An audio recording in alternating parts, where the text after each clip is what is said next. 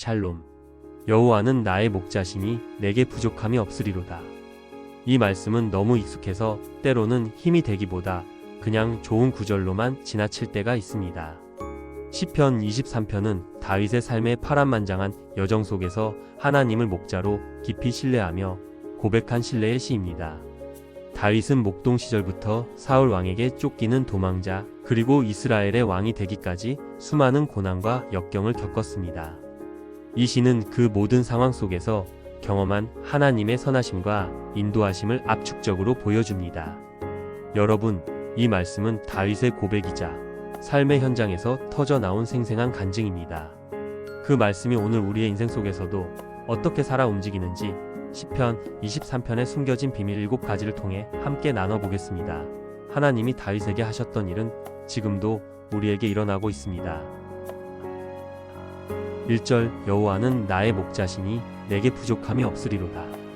이 고백은 다윗이 왕궁이 아니라 광야에서 쫓기던 시절의 한 말입니다.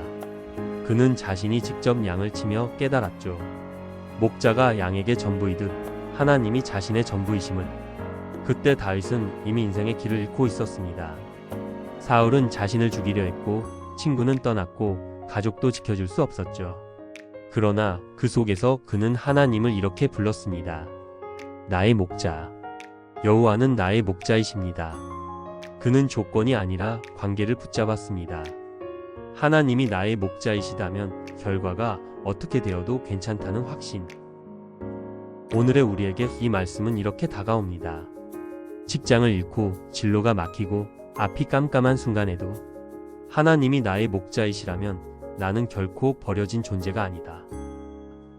어느 청년이 있었습니다. 3번의 입사 실패 끝에 마음이 완전히 무너졌습니다.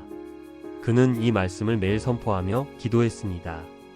여호와는 나의 목자시니. 그 믿음이 방향을 바꾸었고 하나님은 뜻밖의 기회를 주셨습니다. 그는 나중에 이렇게 고백했습니다. 하나님은 내 인생을 좋은 곳으로 인도하시는 목자십니다. 아버지 하나님 감사입니다. 2절 그가 나를 푸른 초장에 누이시며 쉴만한 물가로 인도하시는도다. 다윗은 평생을 전쟁과 도망 속에서 살았습니다. 잠시도 긴장을 풀 수 없었지만 그런 그가 누인다는 단어를 썼습니다. 이건 단순한 쉼이 아니라 하나님이 억눌린 영혼을 안아주는 쉼이었습니다. 오늘의 우리는 쉼이 없습니다. 마음은 늘 불안하고 사람들 앞에서 강해 보여야 하죠. 그러나 하나님은 말씀하십니다. 내가 너를 누이게 하리라. 우리의 마음을 억지로라도 눕혀주시는 분입니다. 한 워킹맘은 직장, 육아, 시댁, 끝없는 압박 속에 하루도 편히 숨쉬지 못했습니다. 그녀는 시편 23편 2절을 붙잡고 매일 10분씩 조용히 앉아 하나님께 기도했습니다. 주님, 제 영혼을 푸른 초장에 누이시며 쉴만한 물가로 인도하소서. 몇 주 후 잠을 이루지 못하던 밤들이 사라졌습니다. 그녀는 말했습니다. 상황은 그대로였지만 내 마음이 달라졌어요. 하나님께서 나를 편안히 누이시며 영혼에 쉼을 주셨습니다. 3절 내 영혼을 소생시키시며 자기 이름을 위하여 의의 길로 인도하시는도다. 다윗은 한때 죄로 인해 완전히 무너졌습니다. 밧세바와의 사건 이후 그는 왕좌에 앉아 있었지만 영혼은 죽어 있었습니다. 그는 자책과 수치 속에서 자신을 용서할 수 없었죠. 그런 다윗이 고백합니다. 내 영혼을 소생시키시며. 그는 자기 힘으로 회복된 게 아닙니다. 하나님이 자기 이름을 위하여 회복시키셨습니다. 우리도 마찬가지입니다. 죄와 실패, 관계의 파탄 속에서 마음이 무너질 때 나는 실패했어, 나는 무너졌다라고 말할 때 하나님은 그럼 내가 다시 세우겠다고 말씀하십니다. 한 남성이 있었습니다. 오랜 중독과 죄책감으로 신앙을 떠났습니다. 그는 스스로를 포기했지만 말씀 묵상 중 이 구절을 읽었습니다. 내 영혼을 소생시키시며. 그 순간 눈물이 쏟아졌고 그는 오랜만에 교회로 돌아갔습니다. 그는 지금 이렇게 고백합니다. 하나님은 내 이름이 아니라 자기 이름 때문에 나를 다시 살리셨습니다. 4절 내가 사망의 음침한 골짜기로 다닐지라도 해를 두려워하지 않을 것은 주께서 나와 함께 하심이라 주의 지팡이와 막대기가 나를 안위하시나이다. 다윗의 인생에는 실제 골짜기가 많았습니다. 엔게디 광야, 아둘람 굴, 사울의 추격, 그리고 아들 압살롬의 반란. 그는 인생의 어두운 계곡을 수도 없이 지나며 이 고백을 했습니다. 해를 두려워하지 않을 것은 주께서 나와 함께 하심이라. 하나님은 골짜기를 없애지 않으셨습니다. 대신 함께 걸어가셨습니다. 오늘날 우리도 그 골짜기를 지납니다. 암 진단을 받고 이혼의 위기를 맞고 가족이 떠나가고 밤마다 눈물로 버틸 때 하나님은 말씀하십니다. 나는 너와 함께 있다. 한 어머니는 사고로 아들을 잃고 삶의 의미를 잃었습니다. 매일 시편 23편 4절을 읽으며 울었습니다. 해를 두려워하지 않을 것은 주께서 나와 함께 하심이라. 시간이 지나면서 그녀는 자기의 경험을 통해 어느새 사람들을 위로하는 자로 서 있었습니다. 그녀는 말했습니다. 하나님은 내 상처를 통해 다른 영혼을 품게 하셨어요. 5절 주께서 내 원수의 목전에서 내게 상을 차려주시고 기름으로 내 머리에 부으셨으니 내 잔이 넘치나이다. 다윗은 사울이 자신을 미워하던 그때에도 하나님께서 자신을 높이실 것을 믿었습니다. 원수의 목전에서란 고난이 끝나고 나서가 아니라 고난 한가운데서도 은혜를 맛보는 자리를 의미합니다. 우리도 원수의 목전에서 밥을 먹어야 할 때가 있습니다. 직장에서 억울함을 당하고 가정에서 이해받지 못하고 세상에서 손가락질을 받을 때 하나님은 그 자리에 상을 차려주십니다. 한 직장인은 부당한 평가와 모함 속에서도 묵묵히 성실하게 일했습니다. 그는 매일 시편 23편 5절을 붙잡고 기도했습니다. 원수의 목전에서 상을 차려주시옵소서. 처음에는 아무런 변화가 없었습니다. 그래도 하나님을 신뢰하며 고백을 멈추지 않았습니다. 몇 달 후 회사 감사 과정에서 진실이 밝혀졌고 그는 오히려 더 큰 직책으로 승진했습니다. 그는 말했습니다. 하나님은 조용히 그러나 확실하게 내 잔을 넘치게 하셨습니다. 6절 내 평생의 선하심과 인자하심이 반드시 나를 따르리니 내가 여호와의 집에 영원히 살리로다. 다윗의 마지막 고백은 확신이었습니다. 평생 수많은 위기와 실패를 겪었지만 그는 결국 이렇게 결론을 내립니다. 하나님의 선하심과 인자하심이 나를 따랐다. 여기서 따르리니는 히브리어로 추적하다는 뜻입니다. 즉 하나님의 은혜는 우리가 도망쳐도 끝까지 추적해 오는 사랑입니다. 오늘 우리의 인생도 그렇습니다. 지금은 앞이 안 보이고 기도에 응답이 없고 모든 게 무너진 것처럼 느껴져도 돌아보면 결국 하나님의 선하심이 따라왔음을 깨닫게 됩니다. 한 부부는 사업 실패, 빚, 갈등으로 가정이 깨질 위기였습니다. 그들은 마지막이라는 심정으로 함께 시편 23편을 읽으며 기도했습니다. 선하심과 인자하심이 반드시 우리를 따르리이다. 그리고 몇 달 뒤 기적처럼 상황이 회복되었습니다. 남편은 다시 일어섰고 가정은 사랑으로 회복되었습니다. 그들은 고백했습니다. 정말 하나님의 선하심이 우리를 추적하고 있었습니다. 다윗의 시편 23편은 단순한 시가 아닙니다. 인생의 전쟁터 속에서 다윗이 체험한 하나님의 실제 이야기입니다. 절망 속에서 부른 노래이며 눈물 속에서 체험한 신앙의 실제입니다. 그 하나님은 지금도 우리의 목자이십니다. 길을 잃었을 때, 마음이 지쳤을 때 그분은 말씀하십니다. 나는 너의 목자다. 너를 인도하고 누이고 회복시키고 보호하며 내 선하심으로 끝까지 따라가겠다. 여호와는 나의 목자시니 내게 부족함이 없으리로다. 이 고백이 오늘 우리의 삶 속에서도 살아있는 현실이 되기를 바랍니다. 그 하나님은 지금도 여러분의 목자이십니다. 방향을 잃었을 때, 부족할 때, 지칠 때 이 말씀을 소리내어 고백해 보세요. 여호와는 나의 목자시니 내게 부족함이 없으리로다. 그 한 구절이 여러분의 하루를 그리고 인생 전체를 새롭게 바꿀 것입니다. 주님은 여전히 오늘도 우리의 목자이십니다. 1절 여호와는 나의 목자시니 내게 부족함이 없으리로다. 이 고백은 다윗이 왕궁이 아니라 광야에서 쫓기던 시절의 한 말입니다. 그는 자신이 직접 양을 치며 깨달았죠. 목자가 양에게 전부이듯 하나님이 자신의 전부이심을. 그때 다윗은 이미 인생의 길을 잃고 있었습니다. 사울은 자신을 죽이려 했고 친구는 떠났고 가족도 지켜줄 수 없었죠. 그러나 그 속에서 그는 하나님을 이렇게 불렀습니다. 나의 목자. 여호와는 나의 목자이십니다. 그는 조건이 아니라 관계를 붙잡았습니다. 하나님이 나의 목자이시다면 결과가 어떻게 되어도 괜찮다는 확신. 오늘의 우리에게 이 말씀은 이렇게 다가옵니다. 직장을 잃고 진로가 막히고 앞이 깜깜한 순간에도 하나님이 나의 목자이시라면 나는 결코 버려진 존재가 아니다. 어느 청년이 있었습니다. 3번의 입사 실패 끝에 마음이 완전히 무너졌습니다. 그는 이 말씀을 매일 선포하며 기도했습니다. 여호와는 나의 목자시니. 그 믿음이 방향을 바꾸었고 하나님은 뜻밖의 기회를 주셨습니다. 그는 나중에 이렇게 고백했습니다. 하나님은 내 인생을 좋은 곳으로 인도하시는 목자십니다. 아버지 하나님 감사입니다. 2절 그가 나를 푸른 초장에 누이시며 쉴만한 물가로 인도하시는도다. 다윗은 평생을 전쟁과 도망 속에서 살았습니다.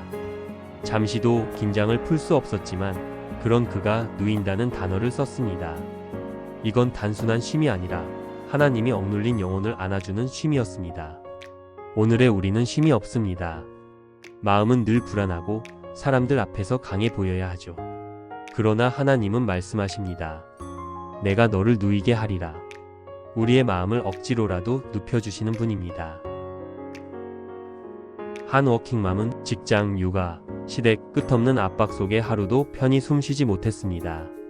그녀는 시편 23편 2절을 붙잡고 매일 10분씩 조용히 앉아 하나님께 기도했습니다.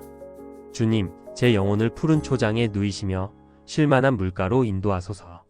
몇 주 후 잠을 이루지 못하던 밤들이 사라졌습니다. 그녀는 말했습니다. 상황은 그대로였지만 내 마음이 달라졌어요. 하나님께서 나를 편안히 누이시며 영혼에 쉼을 주셨습니다. 3절 내 영혼을 소생시키시며 자기 이름을 위하여 의의 길로 인도하시는도다. 다윗은 한때 죄로 인해 완전히 무너졌습니다. 밧세바와의 사건 이후 그는 왕좌에 앉아 있었지만 영혼은 죽어 있었습니다. 그는 자책과 수치 속에서 자신을 용서할 수 없었죠. 그런 다윗이 고백합니다. 내 영혼을 소생시키시며. 그는 자기 힘으로 회복된 게 아닙니다. 하나님이 자기 이름을 위하여 회복시키셨습니다. 우리도 마찬가지입니다. 죄와 실패, 관계의 파탄 속에서 마음이 무너질 때 나는 실패했어, 나는 무너졌다라고 말할 때 하나님은 그럼 내가 다시 세우겠다고 말씀하십니다. 한 남성이 있었습니다. 오랜 중독과 죄책감으로 신앙을 떠났습니다. 그는 스스로를 포기했지만 말씀 묵상 중 이 구절을 읽었습니다. 내 영혼을 소생시키시며. 그 순간 눈물이 쏟아졌고 그는 오랜만에 교회로 돌아갔습니다. 그는 지금 이렇게 고백합니다. 하나님은 내 이름이 아니라 자기 이름 때문에 나를 다시 살리셨습니다. 4절 내가 사망의 음침한 골짜기로 다닐지라도 해를 두려워하지 않을 것은 주께서 나와 함께 하심이라. 주의 지팡이와 막대기가 나를 안위하시나이다. 다윗의 인생에는 실제 골짜기가 많았습니다. 엔게디 광야, 아둘람 굴, 사울의 추격, 그리고 아들 압살롬의 반란. 그는 인생의 어두운 계곡을 수도 없이 지나며 이 고백을 했습니다. 해를 두려워하지 않을 것은 주께서 나와 함께 하심이라.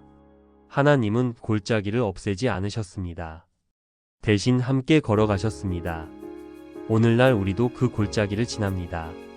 암 진단을 받고 이혼의 위기를 맞고 가족이 떠나가고 밤마다 눈물로 버틸 때 하나님은 말씀하십니다.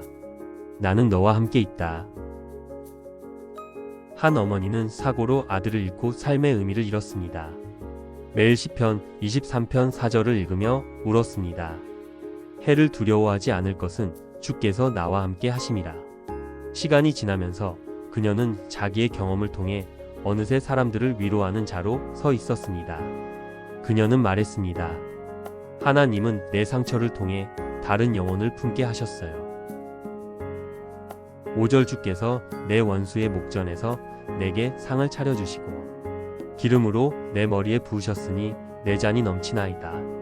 다윗은 사울이 자신을 미워하던 그때에도 하나님께서 자신을 높이실 것을 믿었습니다.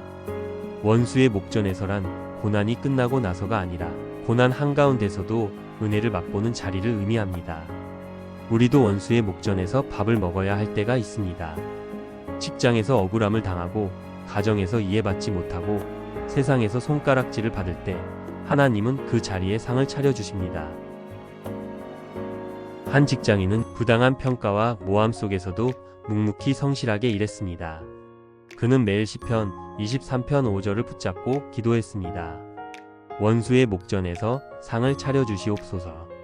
처음에는 아무런 변화가 없었습니다. 그래도 하나님을 신뢰하며 고백을 멈추지 않았습니다. 몇 달 후 회사 감사 과정에서 진실이 밝혀졌고 그는 오히려 더 큰 직책으로 승진했습니다. 그는 말했습니다. 하나님은 조용히 그러나 확실하게 내 잔을 넘치게 하셨습니다. 6절 내 평생의 선하심과 인자하심이 반드시 나를 따르리니 내가 여호와의 집에 영원히 살리로다.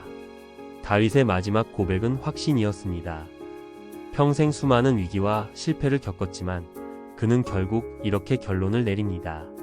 하나님의 선하심과 인자하심이 나를 따랐다. 여기서 따르리니는 히브리어로 추적하다는 뜻입니다.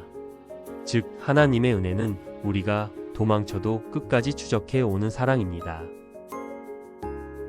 오늘 우리의 인생도 그렇습니다.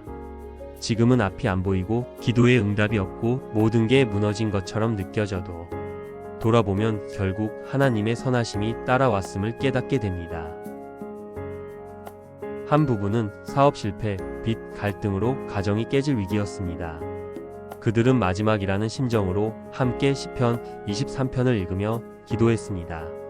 선하심과 인자하심이 반드시 우리를 따르리이다. 그리고 몇 달 뒤 기적처럼 상황이 회복되었습니다. 남편은 다시 일어섰고 가정은 사랑으로 회복되었습니다. 그들은 고백했습니다. 정말 하나님의 선하심이 우리를 추적하고 있었습니다. 다윗의 시편 23편은 단순한 시가 아닙니다. 인생의 전쟁터 속에서 다윗이 체험한 하나님의 실제 이야기입니다. 절망 속에서 부른 노래이며 눈물 속에서 체험한 신앙의 실제입니다. 그 하나님은 지금도 우리의 목자이십니다. 길을 잃었을 때, 마음이 지쳤을 때 그분은 말씀하십니다. 나는 너의 목자다. 너를 인도하고 누이고 회복시키고 보호하며 내 선하심으로 끝까지 따라가겠다. 여호와는 나의 목자시니 내게 부족함이 없으리로다. 이 고백이 오늘 우리의 삶 속에서도 살아있는 현실이 되기를 바랍니다. 그 하나님은 지금도 여러분의 목자이십니다. 방향을 잃었을 때, 부족할 때, 지칠 때 이 말씀을 소리내어 고백해 보세요. 여호와는 나의 목자시니 내게 부족함이 없으리로다. 그 한 구절이 여러분의 하루를 그리고 인생 전체를 새롭게 바꿀 것입니다. 주님은 여전히 오늘도 우리의 목자이십니다. 1절 여호와는 나의 목자시니 내게 부족함이 없으리로다. 이 고백은 다윗이 왕궁이 아니라 광야에서 쫓기던 시절의 한 말입니다. 그는 자신이 직접 양을 치며 깨달았죠. 목자가 양에게 전부이듯 하나님이 자신의 전부이심을. 그때 다윗은 이미 인생의 길을 잃고 있었습니다. 사울은 자신을 죽이려 했고 친구는 떠났고 가족도 지켜줄 수 없었죠. 그러나 그 속에서 그는 하나님을 이렇게 불렀습니다. 나의 목자. 여호와는 나의 목자이십니다. 그는 조건이 아니라 관계를 붙잡았습니다. 하나님이 나의 목자이시다면 결과가 어떻게 되어도 괜찮다는 확신. 오늘의 우리에게 이 말씀은 이렇게 다가옵니다. 직장을 잃고 진로가 막히고 앞이 깜깜한 순간에도 하나님이 나의 목자이시라면 나는 결코 버려진 존재가 아니다. 어느 청년이 있었습니다. 3번의 입사 실패 끝에 마음이 완전히 무너졌습니다. 그는 이 말씀을 매일 선포하며 기도했습니다. 여호와는 나의 목자시니. 그 믿음이 방향을 바꾸었고 하나님은 뜻밖의 기회를 주셨습니다. 그는 나중에 이렇게 고백했습니다. 하나님은 내 인생을 좋은 곳으로 인도하시는 목자십니다. 아버지 하나님 감사입니다. 2절 그가 나를 푸른 초장에 누이시며 쉴만한 물가로 인도하시는도다. 다윗은 평생을 전쟁과 도망 속에서 살았습니다. 잠시도 긴장을 풀 수 없었지만 그런 그가 누인다는 단어를 썼습니다. 이건 단순한 쉼이 아니라 하나님이 억눌린 영혼을 안아주는 쉼이었습니다. 오늘의 우리는 쉼이 없습니다. 마음은 늘 불안하고 사람들 앞에서 강해 보여야 하죠. 그러나 하나님은 말씀하십니다. 내가 너를 누이게 하리라. 우리의 마음을 억지로라도 눕혀주시는 분입니다. 한 워킹맘은 직장, 육아, 시댁, 끝없는 압박 속에 하루도 편히 숨쉬지 못했습니다. 그녀는 시편 23편 2절을 붙잡고 매일 10분씩 조용히 앉아 하나님께 기도했습니다. 주님, 제 영혼을 푸른 초장에 누이시며 쉴만한 물가로 인도하소서. 몇 주 후 잠을 이루지 못하던 밤들이 사라졌습니다. 그녀는 말했습니다. 상황은 그대로였지만 내 마음이 달라졌어요. 하나님께서 나를 편안히 누이시며 영혼에 쉼을 주셨습니다. 3절 내 영혼을 소생시키시며 자기 이름을 위하여 의의 길로 인도하시는도다. 다윗은 한때 죄로 인해 완전히 무너졌습니다. 밧세바와의 사건 이후 그는 왕좌에 앉아 있었지만 영혼은 죽어 있었습니다. 그는 자책과 수치 속에서 자신을 용서할 수 없었죠. 그런 다윗이 고백합니다. 내 영혼을 소생시키시며. 그는 자기 힘으로 회복된 게 아닙니다. 하나님이 자기 이름을 위하여 회복시키셨습니다. 우리도 마찬가지입니다. 죄와 실패, 관계의 파탄 속에서 마음이 무너질 때 나는 실패했어, 나는 무너졌다라고 말할 때 하나님은 그럼 내가 다시 세우겠다고 말씀하십니다. 한 남성이 있었습니다. 오랜 중독과 죄책감으로 신앙을 떠났습니다. 그는 스스로를 포기했지만 말씀 묵상 중 이 구절을 읽었습니다. 내 영혼을 소생시키시며. 그 순간 눈물이 쏟아졌고 그는 오랜만에 교회로 돌아갔습니다. 그는 지금 이렇게 고백합니다. 하나님은 내 이름이 아니라 자기 이름 때문에 나를 다시 살리셨습니다. 4절 내가 사망의 음침한 골짜기로 다닐지라도 해를 두려워하지 않을 것은 주께서 나와 함께 하심이라. 주의 지팡이와 막대기가 나를 안위하시나이다. 다윗의 인생에는 실제 골짜기가 많았습니다. 엔게디 광야, 아둘람 굴, 사울의 추격, 그리고 아들 압살롬의 반란. 그는 인생의 어두운 계곡을 수도 없이 지나며 이 고백을 했습니다. 해를 두려워하지 않을 것은 주께서 나와 함께 하심이라. 하나님은 골짜기를 없애지 않으셨습니다. 대신 함께 걸어가셨습니다. 오늘날 우리도 그 골짜기를 지납니다. 암 진단을 받고 이혼의 위기를 맞고 가족이 떠나가고 밤마다 눈물로 버틸 때 하나님은 말씀하십니다. 나는 너와 함께 있다. 한 어머니는 사고로 아들을 잃고 삶의 의미를 잃었습니다. 매일 시편 23편 4절을 읽으며 울었습니다. 해를 두려워하지 않을 것은 주께서 나와 함께 하심이라. 시간이 지나면서 그녀는 자기의 경험을 통해 어느새 사람들을 위로하는 자로 서 있었습니다. 그녀는 말했습니다. 하나님은 내 상처를 통해 다른 영혼을 품게 하셨어요. 5절 주께서 내 원수의 목전에서 내게 상을 차려주시고 기름으로 내 머리에 부으셨으니 내 잔이 넘치나이다. 다윗은 사울이 자신을 미워하던 그때에도 하나님께서 자신을 높이실 것을 믿었습니다. 원수의 목전에서란 고난이 끝나고 나서가 아니라 고난 한가운데서도 은혜를 맛보는 자리를 의미합니다. 우리도 원수의 목전에서 밥을 먹어야 할 때가 있습니다. 직장에서 억울함을 당하고 가정에서 이해받지 못하고 세상에서 손가락질을 받을 때 하나님은 그 자리에 상을 차려주십니다. 한 직장인은 부당한 평가와 모함 속에서도 묵묵히 성실하게 일했습니다. 그는 매일 시편 23편 5절을 붙잡고 기도했습니다. 원수의 목전에서 상을 차려주시옵소서. 처음에는 아무런 변화가 없었습니다. 그래도 하나님을 신뢰하며 고백을 멈추지 않았습니다. 몇 달 후 회사 감사 과정에서 진실이 밝혀졌고 그는 오히려 더 큰 직책으로 승진했습니다. 그는 말했습니다. 하나님은 조용히 그러나 확실하게 내 잔을 넘치게 하셨습니다. 6절 내 평생의 선하심과 인자하심이 반드시 나를 따르리니 내가 여호와의 집에 영원히 살리로다. 다윗의 마지막 고백은 확신이었습니다. 평생 수많은 위기와 실패를 겪었지만 그는 결국 이렇게 결론을 내립니다. 하나님의 선하심과 인자하심이 나를 따랐다. 여기서 따르리니는 히브리어로 추적하다는 뜻입니다. 즉 하나님의 은혜는 우리가 도망쳐도 끝까지 추적해 오는 사랑입니다. 오늘 우리의 인생도 그렇습니다. 지금은 앞이 안 보이고 기도에 응답이 없고 모든 게 무너진 것처럼 느껴져도 돌아보면 결국 하나님의 선하심이 따라왔음을 깨닫게 됩니다. 한 부부는 사업 실패, 빚, 갈등으로 가정이 깨질 위기였습니다. 그들은 마지막이라는 심정으로 함께 시편 23편을 읽으며 기도했습니다. 선하심과 인자하심이 반드시 우리를 따르리이다. 그리고 몇 달 뒤 기적처럼 상황이 회복되었습니다.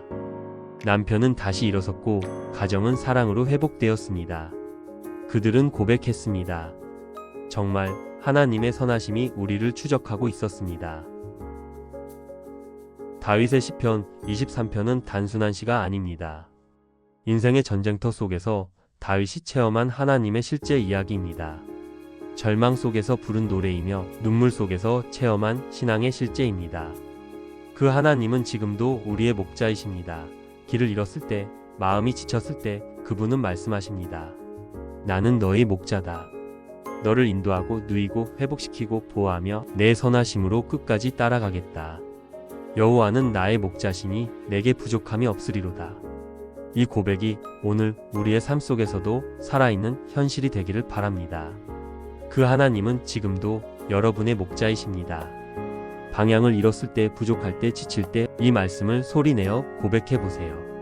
여호와는 나의 목자시니 내게 부족함이 없으리로다.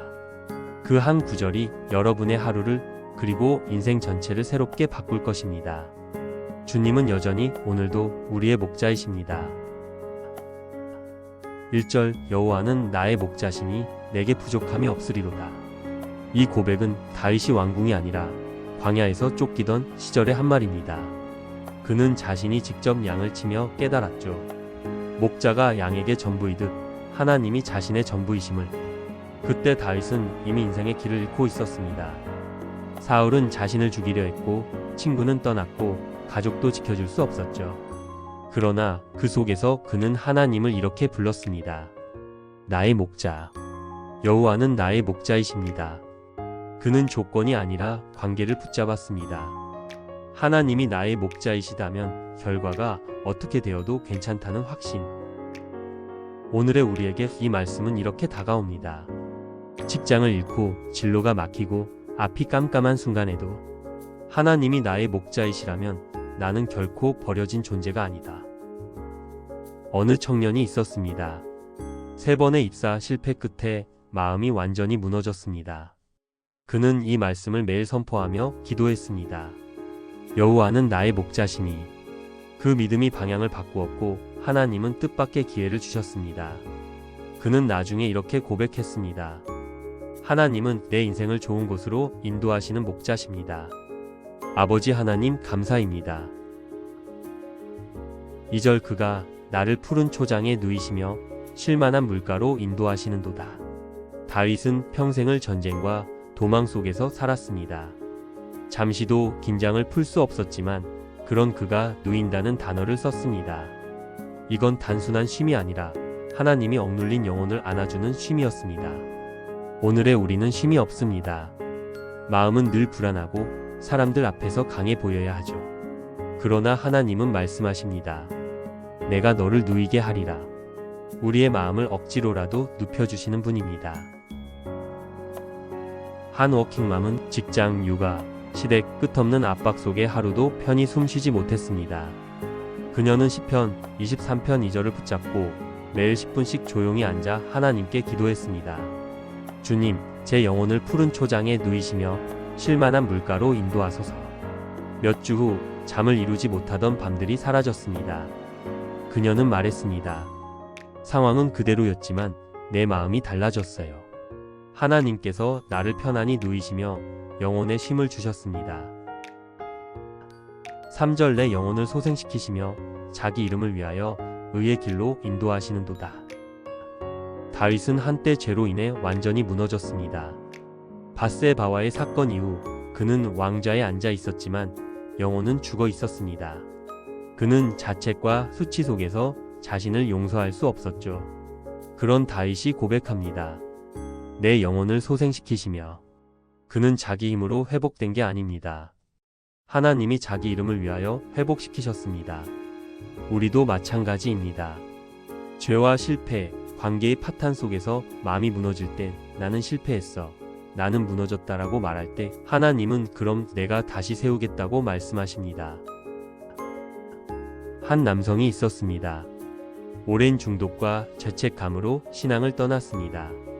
그는 스스로를 포기했지만 말씀 묵상 중 이 구절을 읽었습니다. 내 영혼을 소생시키시며. 그 순간 눈물이 쏟아졌고 그는 오랜만에 교회로 돌아갔습니다. 그는 지금 이렇게 고백합니다. 하나님은 내 이름이 아니라 자기 이름 때문에 나를 다시 살리셨습니다. 4절 내가 사망의 음침한 골짜기로 다닐지라도 해를 두려워하지 않을 것은 주께서 나와 함께 하심이라. 주의 지팡이와 막대기가 나를 안위하시나이다. 다윗의 인생에는 실제 골짜기가 많았습니다. 엔게디 광야, 아둘람 굴, 사울의 추격, 그리고 아들 압살롬의 반란. 그는 인생의 어두운 계곡을 수도 없이 지나며 이 고백을 했습니다. 해를 두려워하지 않을 것은 주께서 나와 함께 하심이라. 하나님은 골짜기를 없애지 않으셨습니다. 대신 함께 걸어가셨습니다. 오늘날 우리도 그 골짜기를 지납니다. 암 진단을 받고 이혼의 위기를 맞고 가족이 떠나가고 밤마다 눈물로 버틸 때 하나님은 말씀하십니다. 나는 너와 함께 있다. 한 어머니는 사고로 아들을 잃고 삶의 의미를 잃었습니다. 매일 시편 23편 4절을 읽으며 울었습니다. 해를 두려워하지 않을 것은 주께서 나와 함께 하심이라. 시간이 지나면서 그녀는 자기의 경험을 통해 어느새 사람들을 위로하는 자로 서 있었습니다. 그녀는 말했습니다. 하나님은 내 상처를 통해 다른 영혼을 품게 하셨어요. 5절 주께서 내 원수의 목전에서 내게 상을 차려주시고 기름으로 내 머리에 부으셨으니 내 잔이 넘치나이다. 다윗은 사울이 자신을 미워하던 그때에도 하나님께서 자신을 높이실 것을 믿었습니다. 원수의 목전에서란 고난이 끝나고 나서가 아니라 고난 한가운데서도 은혜를 맛보는 자리를 의미합니다. 우리도 원수의 목전에서 밥을 먹어야 할 때가 있습니다. 직장에서 억울함을 당하고 가정에서 이해받지 못하고 세상에서 손가락질을 받을 때 하나님은 그 자리에 상을 차려주십니다. 한 직장인은 부당한 평가와 모함 속에서도 묵묵히 성실하게 일했습니다. 그는 매일 시편 23편 5절을 붙잡고 기도했습니다. 원수의 목전에서 상을 차려주시옵소서. 처음에는 아무런 변화가 없었습니다. 그래도 하나님을 신뢰하며 고백을 멈추지 않았습니다. 몇 달 후 회사 감사 과정에서 진실이 밝혀졌고 그는 오히려 더 큰 직책으로 승진했습니다. 그는 말했습니다. 하나님은 조용히 그러나 확실하게 내 잔을 넘치게 하셨습니다. 6절 내 평생의 선하심과 인자하심이 반드시 나를 따르리니 내가 여호와의 집에 영원히 살리로다. 다윗의 마지막 고백은 확신이었습니다. 평생 수많은 위기와 실패를 겪었지만 그는 결국 이렇게 결론을 내립니다. 하나님의 선하심과 인자하심이 나를 따랐다. 여기서 따르리니는 히브리어로 추적하다는 뜻입니다. 즉 하나님의 은혜는 우리가 도망쳐도 끝까지 추적해 오는 사랑입니다. 오늘 우리의 인생도 그렇습니다. 지금은 앞이 안 보이고 기도의 응답이 없고 모든 게 무너진 것처럼 느껴져도 돌아보면 결국 하나님의 선하심이 따라왔음을 깨닫게 됩니다. 한 부부는 사업 실패, 빚, 갈등으로 가정이 깨질 위기였습니다. 그들은 마지막이라는 심정으로 함께 시편 23편을 읽으며 기도했습니다. 선하심과 인자하심이 반드시 우리를 따르리이다. 그리고 몇 달 뒤 기적처럼 상황이 회복되었습니다. 남편은 다시 일어섰고 가정은 사랑으로 회복되었습니다. 그들은 고백했습니다. 정말 하나님의 선하심이 우리를 추적하고 있었습니다. 다윗의 시편 23편은 단순한 시가 아닙니다. 인생의 전쟁터 속에서 다윗이 체험한 하나님의 실제 이야기입니다. 절망 속에서 부른 노래이며 눈물 속에서 체험한 신앙의 실제입니다. 그 하나님은 지금도 우리의 목자이십니다. 길을 잃었을 때, 마음이 지쳤을 때 그분은 말씀하십니다. 나는 너의 목자다. 너를 인도하고 누이고 회복시키고 보호하며 내 선하심으로 끝까지 따라가겠다. 여호와는 나의 목자시니 내게 부족함이 없으리로다. 이 고백이 오늘 우리의 삶 속에서도 살아있는 현실이 되기를 바랍니다. 그 하나님은 지금도 여러분의 목자이십니다. 방향을 잃었을 때, 부족할 때, 지칠 때 이 말씀을 소리내어 고백해 보세요. 여호와는 나의 목자시니 내게 부족함이 없으리로다. 그 한 구절이 여러분의 하루를 그리고 인생 전체를 새롭게 바꿀 것입니다.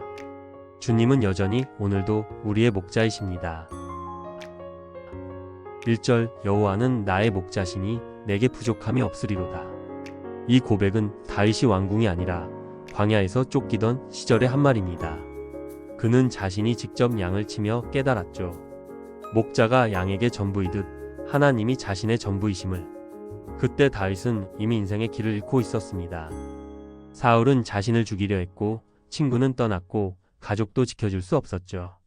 그러나 그 속에서 그는 하나님을 이렇게 불렀습니다. 나의 목자. 여호와는 나의 목자이십니다. 그는 조건이 아니라 관계를 붙잡았습니다. 하나님이 나의 목자이시다면 결과가 어떻게 되어도 괜찮다는 확신. 오늘의 우리에게 이 말씀은 이렇게 다가옵니다. 직장을 잃고 진로가 막히고 앞이 깜깜한 순간에도 하나님이 나의 목자이시라면 나는 결코 버려진 존재가 아니다. 어느 청년이 있었습니다. 3번의 입사 실패 끝에 마음이 완전히 무너졌습니다. 그는 이 말씀을 매일 선포하며 기도했습니다. 여호와는 나의 목자시니. 그 믿음이 방향을 바꾸었고 하나님은 뜻밖의 기회를 주셨습니다. 그는 나중에 이렇게 고백했습니다. 하나님은 내 인생을 좋은 곳으로 인도하시는 목자십니다. 아버지 하나님 감사입니다. 2절 그가 나를 푸른 초장에 누이시며 쉴만한 물가로 인도하시는도다. 다윗은 평생을 전쟁과 도망 속에서 살았습니다. 잠시도 긴장을 풀 수 없었지만 그런 그가 누인다는 단어를 썼습니다. 이건 단순한 쉼이 아니라 하나님이 억눌린 영혼을 안아주는 쉼이었습니다. 오늘의 우리는 쉼이 없습니다. 마음은 늘 불안하고 사람들 앞에서 강해 보여야 하죠. 그러나 하나님은 말씀하십니다. 내가 너를 누이게 하리라. 우리의 마음을 억지로라도 눕혀주시는 분입니다. 한 워킹맘은 직장, 육아, 시댁, 끝없는 압박 속에 하루도 편히 숨쉬지 못했습니다. 그녀는 시편 23편 2절을 붙잡고 매일 10분씩 조용히 앉아 하나님께 기도했습니다. 주님, 제 영혼을 푸른 초장에 누이시며 쉴만한 물가로 인도하소서. 몇 주 후 잠을 이루지 못하던 밤들이 사라졌습니다. 그녀는 말했습니다. 상황은 그대로였지만 내 마음이 달라졌어요. 하나님께서 나를 편안히 누이시며 영혼에 쉼을 주셨습니다. 3절 내 영혼을 소생시키시며 자기 이름을 위하여 의의 길로 인도하시는도다. 다윗은 한때 죄로 인해 완전히 무너졌습니다. 밧세바와의 사건 이후 그는 왕좌에 앉아 있었지만 영혼은 죽어 있었습니다. 그는 자책과 수치 속에서 자신을 용서할 수 없었죠. 그런 다윗이 고백합니다. 내 영혼을 소생시키시며. 그는 자기 힘으로 회복된 게 아닙니다. 하나님이 자기 이름을 위하여 회복시키셨습니다. 우리도 마찬가지입니다. 죄와 실패, 관계의 파탄 속에서 마음이 무너질 때 나는 실패했어. 나는 무너졌다라고 말할 때 하나님은 그럼 내가 다시 세우겠다고 말씀하십니다. 한 남성이 있었습니다. 오랜 중독과 죄책감으로 신앙을 떠났습니다. 그는 스스로를 포기했지만 말씀 묵상 중 이 구절을 읽었습니다. 내 영혼을 소생시키시며.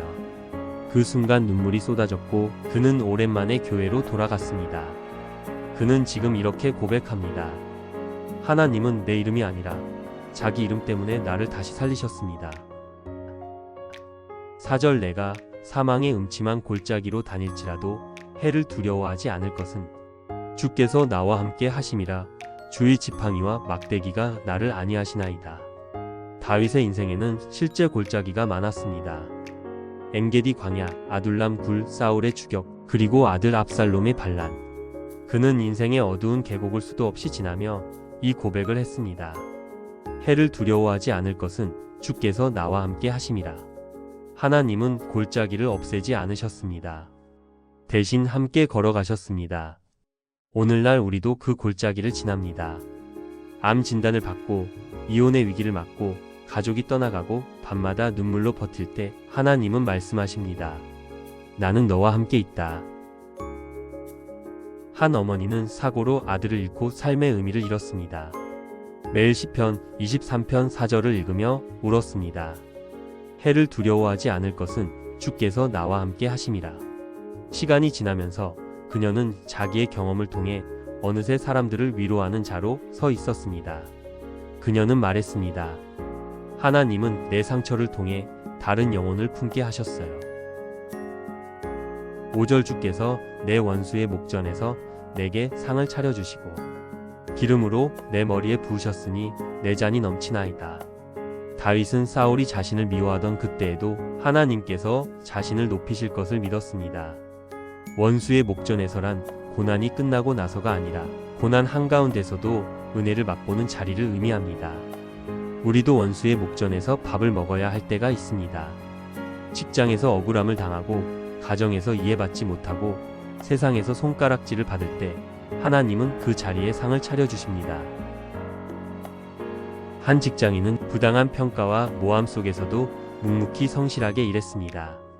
그는 매일 시편 23편 5절을 붙잡고 기도했습니다. 원수의 목전에서 상을 차려주시옵소서.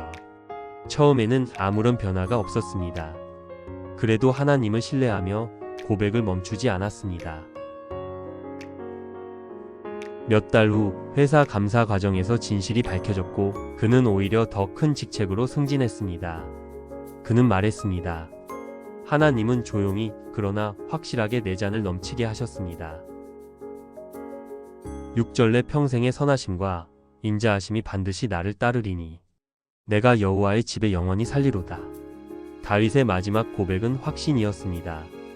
평생 수많은 위기와 실패를 겪었지만 그는 결국 이렇게 결론을 내립니다. 하나님의 선하심과 인자하심이 나를 따랐다. 여기서 따르리니는 히브리어로 추적하다는 뜻입니다.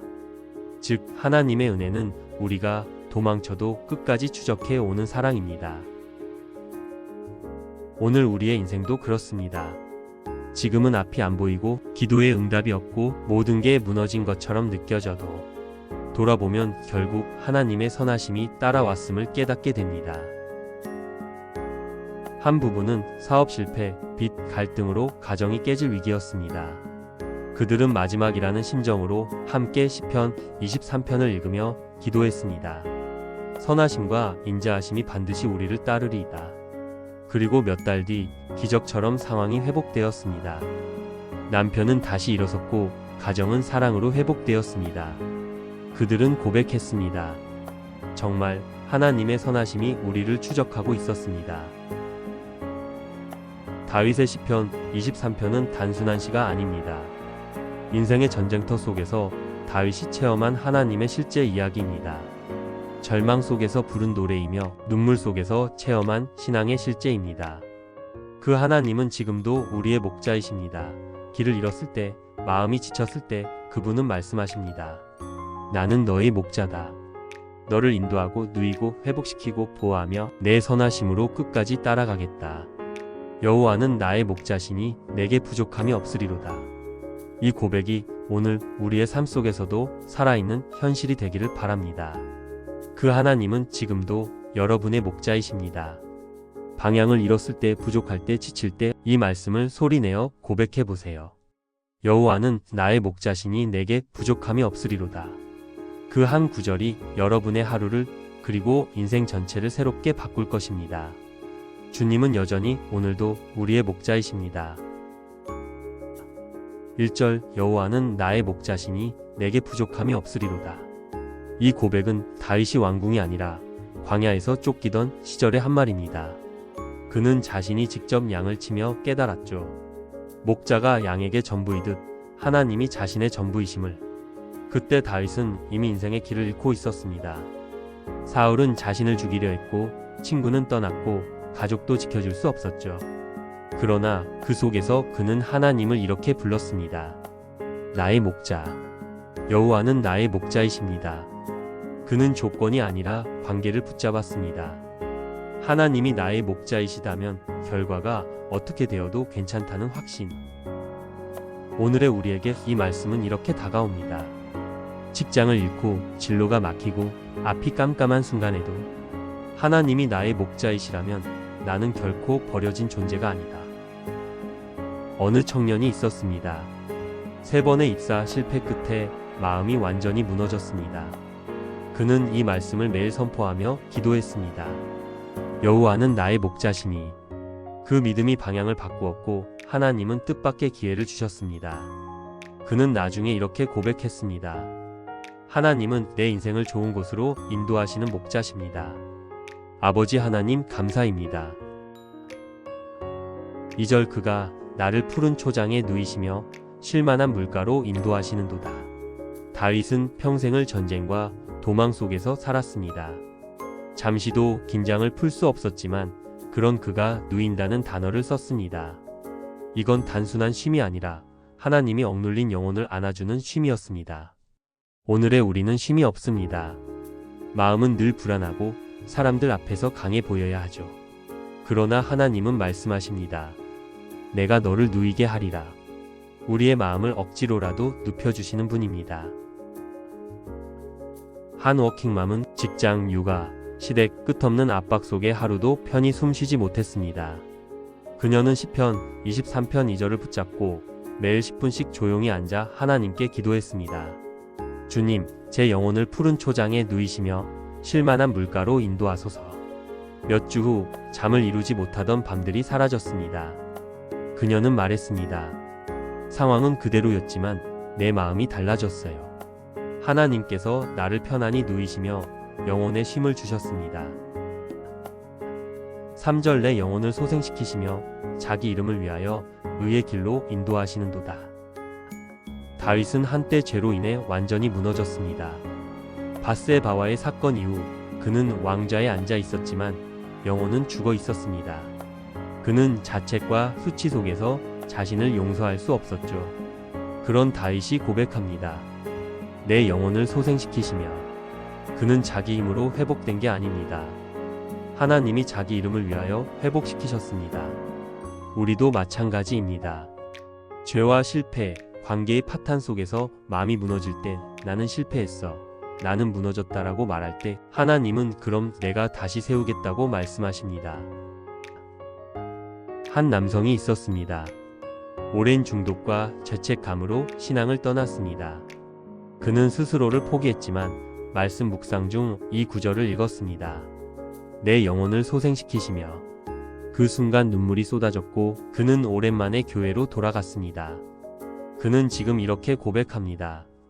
하나님은 내 이름이 아니라 자기 이름 때문에 나를 다시 살리셨습니다. 4절 내가 사망의 음침한 골짜기로 다닐지라도 해를 두려워하지 않을 것은 주께서 나와 함께 하심이라. 주의 지팡이와 막대기가 나를 안위하시나이다. 다윗의 인생에는 실제 골짜기가 많았습니다. 엔게디 광야, 아둘람 굴, 사울의 추격, 그리고 아들 압살롬의 반란. 그는 인생의 어두운 계곡을 수도 없이 지나며 이 고백을 했습니다. 해를 두려워하지 않을 것은 주께서 나와 함께 하심이라. 하나님은 골짜기를 없애지 않으셨습니다. 대신 함께 걸어가셨습니다. 오늘날 우리도 그 골짜기를 지납니다. 암 진단을 받고 이혼의 위기를 맞고 가족이 떠나가고 밤마다 눈물로 버틸 때 하나님은 말씀하십니다. 나는 너와 함께 있다. 한 어머니는 사고로 아들을 잃고 삶의 의미를 잃었습니다. 매일 시편 23편 4절을 읽으며 울었습니다. 해를 두려워하지 않을 것은 주께서 나와 함께 하심이라. 시간이 지나면서 그녀는 자기의 경험을 통해 어느새 사람들을 위로하는 자로 서 있었습니다. 그녀는 말했습니다. 하나님은 내 상처를 통해 다른 영혼을 품게 하셨어요. 5절 주께서 내 원수의 목전에서 내게 상을 차려주시고 기름으로 내 머리에 부으셨으니 내 잔이 넘치나이다. 다윗은 사울이 자신을 미워하던 그때에도 하나님께서 자신을 높이실 것을 믿었습니다. 원수의 목전에서란 고난이 끝나고 나서가 아니라 고난 한가운데서도 은혜를 맛보는 자리를 의미합니다. 우리도 원수의 목전에서 밥을 먹어야 할 때가 있습니다. 직장에서 억울함을 당하고 가정에서 이해받지 못하고 세상에서 손가락질을 받을 때 하나님은 그 자리에 상을 차려주십니다. 한 직장인은 부당한 평가와 모함 속에서도 묵묵히 성실하게 일했습니다. 그는 매일 시편 23편 5절을 붙잡고 기도했습니다. 원수의 목전에서 상을 차려주시옵소서. 처음에는 아무런 변화가 없었습니다. 그래도 하나님을 신뢰하며 고백을 멈추지 않았습니다. 몇 달 후 회사 감사 과정에서 진실이 밝혀졌고 그는 오히려 더 큰 직책으로 승진했습니다. 그는 말했습니다. 하나님은 조용히 그러나 확실하게 내 잔을 넘치게 하셨습니다. 6절 내 평생의 선하심과 인자하심이 반드시 나를 따르리니 내가 여호와의 집에 영원히 살리로다. 다윗의 마지막 고백은 확신이었습니다. 평생 수많은 위기와 실패를 겪었지만 그는 결국 이렇게 결론을 내립니다. 하나님의 선하심과 인자하심이 나를 따랐다. 여기서 따르리니는 히브리어로 추적하다는 뜻입니다. 즉 하나님의 은혜는 우리가 도망쳐도 끝까지 추적해 오는 사랑입니다. 오늘 우리의 인생도 그렇습니다. 지금은 앞이 안 보이고 기도에 응답이 없고 모든 게 무너진 것처럼 느껴져도 돌아보면 결국 하나님의 선하심이 따라왔음을 깨닫게 됩니다. 한 부부는 사업 실패, 빚, 갈등으로 가정이 깨질 위기였습니다. 그들은 마지막이라는 심정으로 함께 시편 23편을 읽으며 기도했습니다. 선하심과 인자하심이 반드시 우리를 따르리이다. 그리고 몇 달 뒤 기적처럼 상황이 회복되었습니다. 남편은 다시 일어섰고 가정은 사랑으로 회복되었습니다. 그들은 고백했습니다. 정말 하나님의 선하심이 우리를 추적하고 있었습니다. 다윗의 시편 23편은 단순한 시가 아닙니다. 인생의 전쟁터 속에서 다윗이 체험한 하나님의 실제 이야기입니다. 절망 속에서 부른 노래이며 눈물 속에서 체험한 신앙의 실제입니다. 그 하나님은 지금도 우리의 목자이십니다. 길을 잃었을 때, 마음이 지쳤을 때 그분은 말씀하십니다. 나는 너의 목자다. 너를 인도하고 누이고 회복시키고 보호하며 내 선하심으로 끝까지 따라가겠다. 여호와는 나의 목자시니 내게 부족함이 없으리로다. 이 고백이 오늘 우리의 삶 속에서도 살아있는 현실이 되기를 바랍니다. 그 하나님은 지금도 여러분의 목자이십니다. 방향을 잃었을 때, 부족할 때, 지칠 때 이 말씀을 소리내어 고백해 보세요. 여호와는 나의 목자시니 내게 부족함이 없으리로다. 그 한 구절이 여러분의 하루를 그리고 인생 전체를 새롭게 바꿀 것입니다. 주님은 여전히 오늘도 우리의 목자이십니다. 샬롬, 하나님의 은혜가 여러분의 삶 속에 영원히 함께 하십니다. 사랑하고 축복합니다. 앞으로도 믿음의 여정을 함께 걸어가요. 구독, 좋아요.